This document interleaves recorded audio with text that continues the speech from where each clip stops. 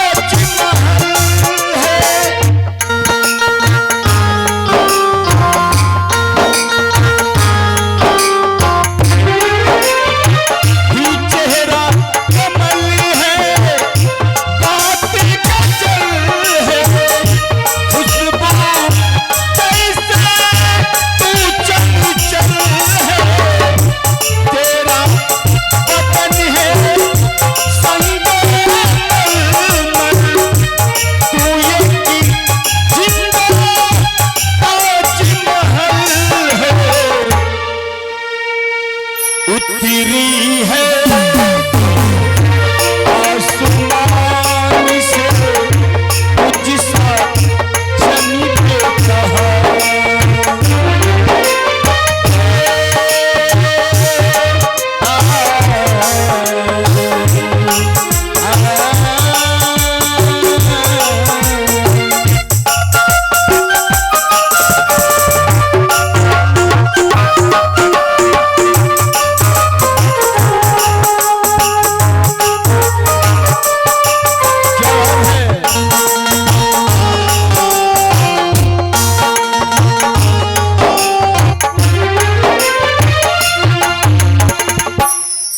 सलामत प्यारे सलामत तेरी बाहें मेरे भला है।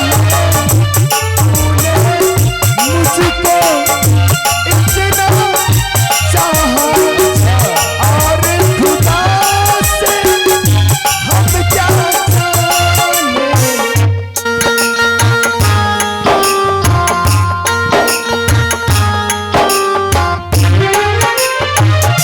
तू जो सलामत प्यारे सलामत तेरी बाहें मेरी बाहें।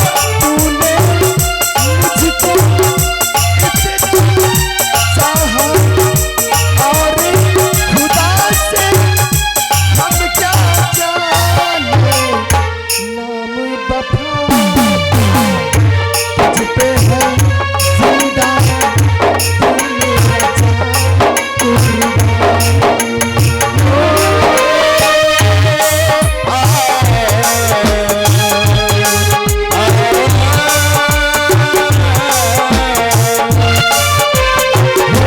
जान हमारा अमर रहेगा, याद करेगा ताज हो मेरे ख्वाबों की तू मेरा साथ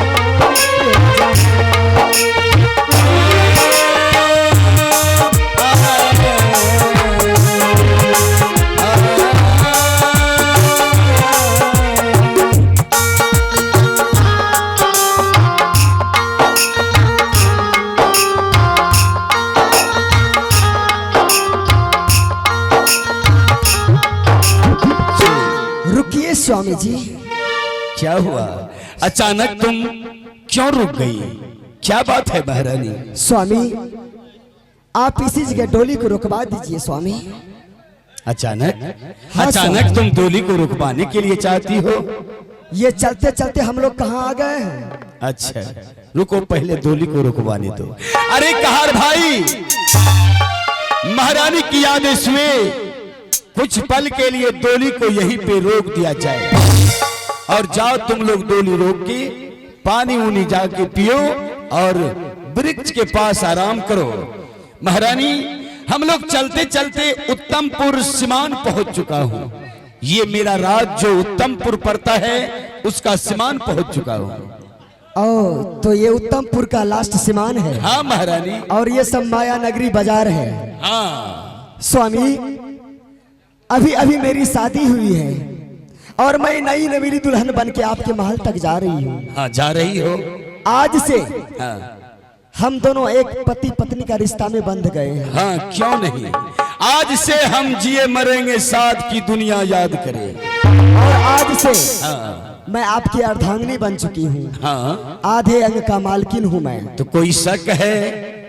कोई शक की बात नहीं है स्वामी। हाँ, मैं ये कहने के लिए चाहती हूँ कि मैं जो आपके महल में जा रही हूँ तो आपके महल के बारे में कुछ जानने के लिए चाहती हूँ। महल के बारे में? हाँ स्वामी। महल के बारे में तुम क्या जानने के लिए चाहती हो? मैं ये जानने के लिए चाहती हूँ कि आपके महल में कौन कौन रहते हैं और कितने सदस्य रहते हैं। और तो मेरे घर के बारे में तुम जानने के लिए चाहते हो कि मेरे महल में कौन सब है? हाँ स्वामी। मेरे महल में 3 नौरी है, एक महामंत्री है, एक मैं हूं और एक बड़ी महारानी। क्या? हाँ, एक बड़ी महारानी है और मुझे। एक बड़ी महारानी है महल में? महल में, हाँ। यानी आपकी पत्नी? हाँ महारानी। और जो कि मेरी सौतन लगेगी? नहीं महारानी, बड़ी महारानी को तू सौतन मत बोलो। मेरी बड़ी महारानी तो बहुत उत्तम विचार की है। वो सौतन नहीं, वो तुम्हारी बहन लगेगी। हाँ महारानी। लेकिन स्वामी जब बड़ी महारानी महल में है तो फिर आप मेरे साथ शादी क्यों किए हैं? ये दूसरा शादी करने का कारण क्या है? मैं तुम्हें बता रहा, ये महल में महारानी रहते हुए ये दूसरी शादी करने की क्या वजह है? क्या वजह है? महारानी, उत्तमपुर हवेली में मुझे धन दौलत की कमी नहीं, 14 कोस की राज, कंचन घर महल, हाथी हथसार घोड़ा घुड़सार सब है, लेकिन ये धन दौलत रहते हुए भी मैं और मेरी महारानी कभी महल में खुश नहीं रहते थे। उसका वजह कि महारानी की कोख से एक भी बच्चे का महल में जन्म नहीं हुआ। मेरी महारानी की कहना हुए कि स्वामी जी आप दूसरी शादी कीजिए, हम दोनों बहन महल में मिलजुल करके रहेंगे। मेरी कोख से बच्चे का जन्म नहीं हुआ तो क्या मेरी छोटी बहन अगर बच्चे का जन्म देंगे तो हम लोग निपुत्र नहीं कहलाएंगे। महल में महारानी रहते हुए दूसरी शादी करने की बजाय मेरे महल में एक पुत्र का कमी है। हे स्वामी, हाँ, मैं तो कुछ देर के लिए संकोच में पड़ गई थी। परंतु क्यों महारानी? परंतु क्या बताऊं स्वामी आपको, हाँ।